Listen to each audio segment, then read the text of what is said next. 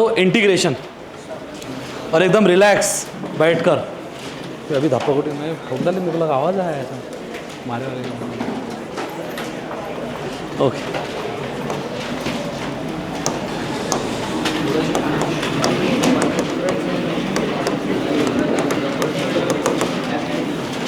Okay, integration, ठीक है। तो डेरिवेटिव का रिवर्स प्रोसेस बोलते हैं अपन इंटीग्रेशन को। एक डेरिवेटिव ले ले, तू इतना पीछे मत बैठा कर, इतना पीछे बैठ गया। कुछ बच्चे अभी भी बहुत पढ़ाई कर रहे वाला, मतलब सीरियस है बेचारे, और कुछ है एकदम झामले। ये जो झाम है यही चोंगा झामला, बरोबर। तो कुछ एकदम सीरियसली उनको मालूम है 1-2 साल पढ़ लो, काम अपना हो जाएगा। ओके, थोड़ा आज 1-2 को मैं ही निकालता पर बढ़िया में से। इंटीग्रेशन का पहला स्टेटमेंट लिखो, reverse process of derivative. Reverse process of derivative is integration. Reverse process of derivative is integration. Okay, reverse process of derivative is बिल्कुल क्लास में गड़बड़ मत करो, बहुत ही बुरा सर ने झापे मैं हकाल दूंगा। हकालने वाला 2 झापड़ा खिलाकर हमें कोई फर्क ही नहीं पड़ता, बराबर है। और आजकल तो सुप्रीम कोर्ट ने बोली कि बच्चों को डांट डपट करा करो, नहीं तो साले मस्ती में आ जाएंगे। हंसने को नहीं होना अब तुमने, वर्ड थोड़े ख़राब है ना। बोले पहले था ना ऐसा कि बच्चों को मारेंगे तो जेल में जाएंगे, ऐसा होगा, ऐसा कुछ नहीं है, सब बकवास बात है, ठीक है। मास्टर को मारने की स्टाइल भी मालूम रहती ना कि कैसा मारे तो लगता नहीं, दिख कर नहीं आता। ओके, एंटी डेरिवेटिव ब्रैकेट में लिख दो, एंटी डेरिवेटिव। तो क्लास पे ध्यान दो तुम, क्या क्लास पे ध्यान दो, बाकी फालतू बातें नहीं। एंटी डेरिवेटिव, इंटीग्रेशन को ऐसा बोला जाता क्या भाई साहब, ये है एंटी डेरिवेटिव। एंटी डेरिवेटिव, ठीक है। क्या मतलब होता है इसका, इसके फॉर्मूले क्या, हमको यूज़ क्या करना, और ये आते कब, पर्टिकुलरली फिजिक्स वगैरह के टोन में बात करेंगे तो ज़्यादा तो उधर ही आते। एंटी डेरिवेटिव बोलते, तुमको डेरिवेटिव ऑफ साइन एक्स मालूम, एक सिंपल बताता कि डेरिवेटिव ऑफ साइन एक्स क्या है, कॉस एक्स। तो इसका मतलब ये हो गया, अगर साइन एक्स का डेरिवेटिव कॉस एक्स है तो कॉस एक्स का इंटीग्रेशन साइन एक्स है। एक मोटा मोटा रिवर्स प्रोसेस ऑफ डेरिवेटिव की बात कर रहे, तो साइन एक्स का डेरिवेटिव, रख दे रहे हो पेन नीचे, तो मराठी हिंदी समझ में आती है क्या पूरा ही मंदबुद्धि है। अगर साइन एक्स का डेरिवेटिव कॉस एक्स है तो कॉस एक्स का इंटीग्रेशन साइन एक्स है। ये इसको बोलते हैं हम रिवर्स प्रोसेस। क्या हम ए से बी की तरफ गए तो डेरिवेटिव, और बी से ए की तरफ आए तो इंटीग्रेशन। लेकिन कंप्लीटली डेफिनेशन ये सही नहीं होती, लेकिन तुमको जितनी ज़रूरत है उसके हिसाब से डेफिनेशन थोड़ी प्रॉपर बैठती। क्या भाई, derivative of sine x is equals to cos x और integration of cos x is equals to sine x. अब इंटीग्रेशन के जैसे डेरिवेटिव के 17 फार्मूले हैं, तो ऐसे इंटीग्रेशन के भी बहुत सारे हैं, लेकिन उसमें हमने धीरे धीरे धीरे धीरे सॉर्ट आउट करके उतने ही निकाले जितने अपने को काम है। वैसा तो बहुत ज़्यादा है, मतलब मैथ वालों को मैं इंटीग्रेशन पढ़ाता तो कम से कम 50 दिन लगते, 50 डेज, और हमको हार्डली 3 या 4 सेशन में ख़त्म करनी है कहानी। तो तुम सोचो कि जो 3-4 सेशन रहेंगे वो कितने काम के रहेंगे तुम्हारे, कि जो पूरा निचोड़ निकाल कर अपन 3-4 सेशन में डाल देंगे कि तुमको एक्स्ट्रा डोज भी ना हो वो, और अपना काम का काम भी निकल जाए। तो सबसे पहले बच्चे जिसको डर थे वो रहता वो सिंबल, ये इंटीग्रेशन का, ये वाला, ये दिखा मतलब इंटीग्रेशन है, पहली बात, ठीक है। इसको क्या बोलते हैं अपन, इंटीग्रेशन का सिंबल, सिंबल ऑफ इंटीग्रेशन। अब ये चक्कर क्या है, तो थोड़ा 1-2 मिनट इस पर ज़रा डिस्कशन कर लेते। ये क्या है, ये जो सिंबल है ना, इसको जनरली इसको बोला जाता कि भाई ये इलोंगेटेड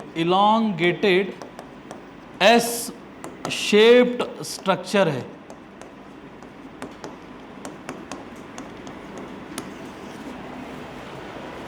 और मेरे क्लास में थोड़ा ज़रा ध्यान के बैठो, क्या मैं 2-3 बार खुद अपने क्लास ही निकाला गया हूँ पनिशमेंट टाउन में, खुद की क्लास से 2 बार निकाले हो मैं, ऑन कैमरा बोल रहा हूँ।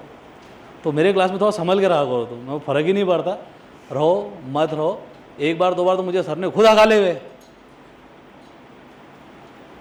बराबर है, बच्चों की वजह से।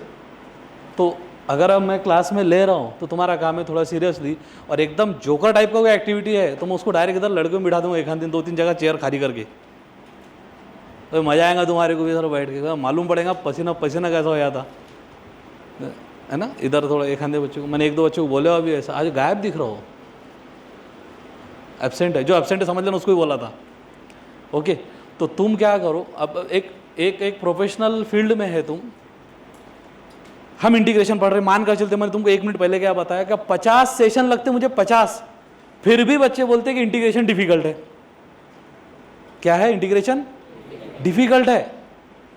मैं ये बोलना चाह रहा कि जो चीज़ें 50 सेशन के बाद में डिफिकल्ट लगती, वो चीज़ें बायो वाले बच्चों को क्या लगना चाहिए, एकदम सातपुड़ा टाइप का, ये हिमालय टाइप का लगेगा। लेकिन वो सारी चीज़ों को कट करके 4 सेशन में दे रहा हूँ, 4 सेशन इंटीग्रेशन के। मुझे डैम श्योर है कि जितना फिजिक्स का इंटीग्रेशन हो जाएगा नीट वालों का, उतना 4 सेशन में कवर करने की कोशिश करेंगे अपन। ओके, तो पहली बात तो सबसे पहले जो डर है, एक आधा किसी को लगा, किसी का भाई का रिपीट में भाई या बहन है, कजिन वगैरह जो भी है, वो जाना 2-3 बार उसके रजिस्टर पर बस यही सिंबल निकाल लेना, वो सिंबल से ही डर जाते। क्वेश्चन दूर की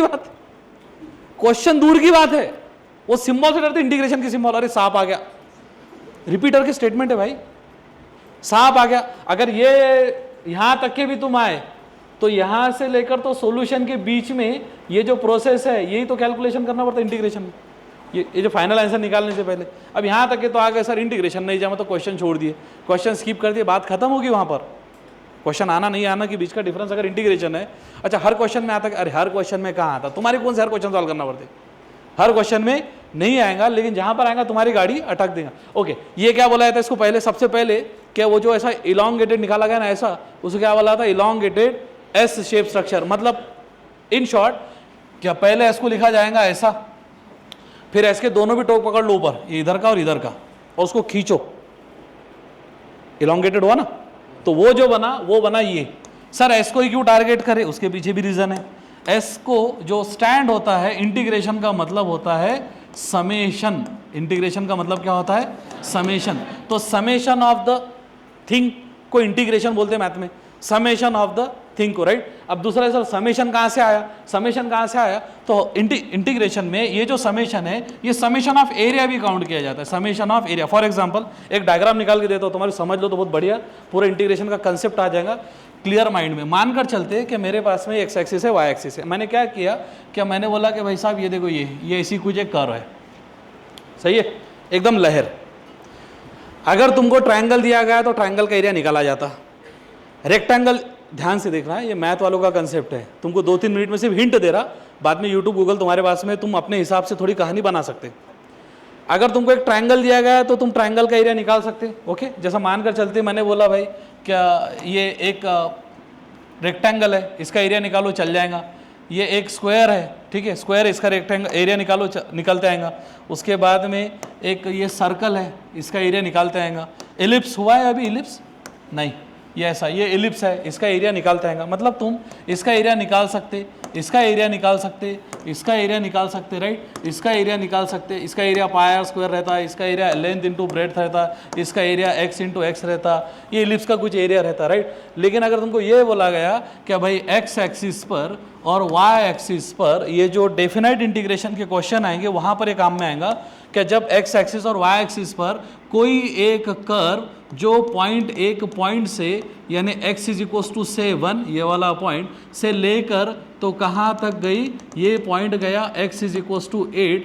अब ये जो कर्व ने x एक्सिस के साथ मिलकर ये जो कवर करे हुआ पोर्शन है, ये पोर्शन का एरिया क्या रहेगा, ये है क्वेश्चन इंटीग्रेशन का बेसिक, ठीक है। इंटीग्रेशन का मतलब क्या होता है, समेशन ऑफ एरिया। क्या वो कर, अच्छा सीधे अगर रेक्टेंगल तुम निकाल ले रहे तो कोई कहानी नहीं थी, है ना, ये सब एलिप्स निकाल रहे कोई कहानी नहीं थी।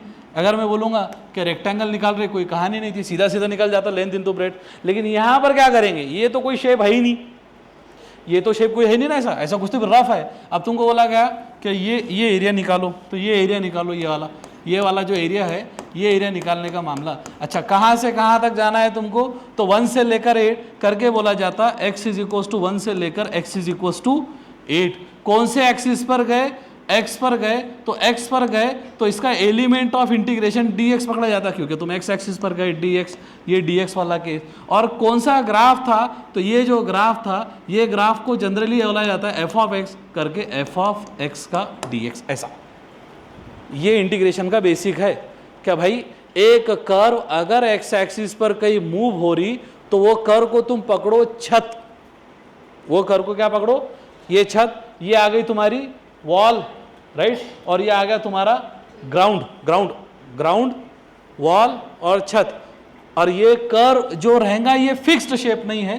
तो 1 से लेकर 8 तक गए करके हम बोलते हैं इसको डेफिनेट इंटीग्रेशन जैसा, क्या भाई 1 से लेकर तुम कहाँ तक गए, 8 तक गए। ये f ऑफ x क्या है बेसिकली, तो ये जो कर्व थी ये वाली, ये कर्व का इक्वेशन है f ऑफ x, ये f ऑफ x आ गया। और कौन से एक्सिस पर गए, तो हमेशा मतलब dx बोलता 99% केसेस में, या मैं बोलूँगा 100% केसेस में नीट वालों के लिए ये dx ही रहता।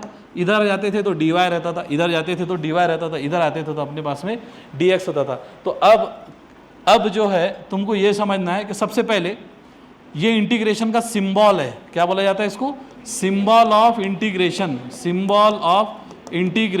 राइट। पहली बात कहाँ से आया, तो ये s जो होता है वो समेशन पर से आया। ये समेशन को थोड़ा खींच लो तो ये बन जाएगा तुम्हारे पास में इलोंगेटेड एस शेप स्ट्रक्चर, और समेशन का मतलब होता है समेशन ऑफ एरिया। बेसिकली इसके अंदर रेक्टेंगुलर स्ट्रिप डाल कर एक ऐसे हजारों लाखों करोड़ों स्ट्रिप का रेक्टेंगल का एरिया निकाला जाता है, ये वाला। तो इतना डिटेल में ना भी समझे, सिर्फ डायग्राम ध्यान में रखना कि हमने लिमिट क्यों लगाए। हमने लिमिट लगाए 1 से लेकर 8 में एक छत जा रही थी, दीवारें आ रही थी, ग्राउंड था, और वो जो एरिया था पूरा का पूरा कवर करने वाला, उसको बोला जाता है इंटीग्रेशन निकालना, यानी समेशन निकालना। ठीक है, इंटीग्रेशन में पढ़ना क्या है, इंटीग्रेशन में पढ़ना है कुछ डेरिवेटिव के फॉर्मूले हमको इंटीग्रेशन से देखना है, एक। दूसरा पढ़ना है कि इंटीग्रेशन के लोअर लिमिट अपर लिमिट के केसेस, दो लोअर लिमिट और अपर लिमिट के केसेस, ये पर्टिकुलरली ही आते हैं तुम्हारी फिजिक्स में। लेकिन लोअर लिमिट अपर लिमिट के केसेस देखने से पहले इंटीग्रेशन के फॉर्मूले फिट करना ज़्यादा ज़रूरी है। जैसे एग्जाम्पल के तौर पर बताता हूँ, एक दोनों भी एक साथ में लेंगे अपन, पर दोनों भी एक साथ में। जैसा अगर मैंने बोला derivative of d/dx of sine x का मतलब है मानकर चलते कॉस एक्स, सही है। d/dx ऑफ साइन एक्स का मतलब क्या हो गया, कॉस एक्स। तो अब रिवर्स प्रोसेस में क्या होता, क्या मुझे इंटीग्रेशन निकालना पड़ेगा किसका, कॉस एक्स का। तो ये यहाँ से लेकर यहाँ तक तो गए तुम डेरिवेटिव की तरफ, और जब रिवर्स आओगे तो बोलेंगे इंटीग्रेशन, तो ये integration of what, cos x, तो इंटीग्रेशन ऑफ कॉस एक्स। अच्छा, ये dx हमेशा फिक्स रहेगा, ये dx हमेशा फिक्स रहेगा, राइट। तो ये dx हमेशा फिक्स है, राइट, dx। अब हमने ये सिंबल दिया cos x, integration of cos x dx, ये दो लोग फिक्स रहेंगे, सिर्फ cos x का इंटीग्रेशन निकालना था। तो ये d गया और ये dx भी गया, क्योंकि dx तो उधर चला गया, और ये d जो है ये सिंबल के तरफ कन्वर्ट हो गया, मतलब ये d जो है जो सिंबल काम करेगा। तो ये cos x का इंटीग्रेशन बचेगा क्या, सिर्फ sine x, and integration of cos x क्या बचा, साइन एक्स। ये होगी एक कहानी। ओके, मैं फिर से रिपीट कर रहा हूँ, क्या अपन क्या करते, एक्चुअली होता क्या, ये d/dx ऑफ मानकर चलते साइन एक्स का मतलब कॉस एक्स है, तो मैंने लगाया इसको इंटीग्रेशन। तो ये जो d जो है इंटीग्रेशन निकालते समय ये सिंबल बन जा, तो ये d गया, तो ये इंटीग्रेशन बन गया कॉस एक्स। और ये जो dx है ये यहाँ पर कट के इधर चला जाएगा, तो ये हो जाएगा cos x dx।